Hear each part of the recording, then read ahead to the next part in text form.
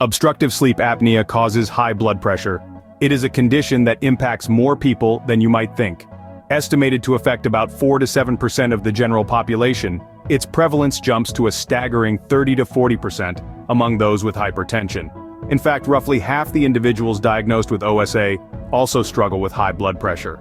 At night, in a healthy person, blood pressure typically dips by about 10 to 20%. This natural decrease is known as blood pressure dipping. However, this isn't the case for individuals with severe OSA. Their blood pressure drops less than 10%, a condition called nondipping, which unfortunately increases their risk for cardiovascular issues. Many with OSA experience a sharp rise in blood pressure upon waking, referred to as a morning surge. This surge, combined with a pattern of non-dipping blood pressure, can significantly heighten the risk of cardiovascular diseases.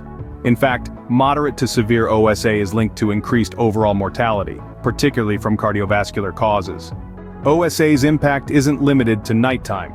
Studies have shown that daytime blood pressure also rises in correlation with the severity of sleep apnea.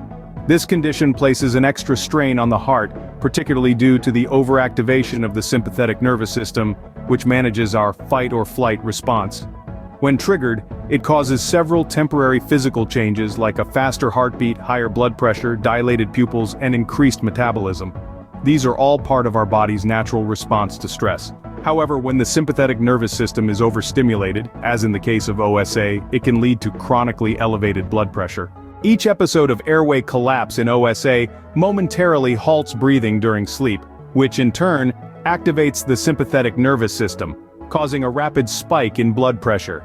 This can often wake a person from sleep, further exacerbating the activation of the sympathetic nervous system and leading to even higher blood pressure levels.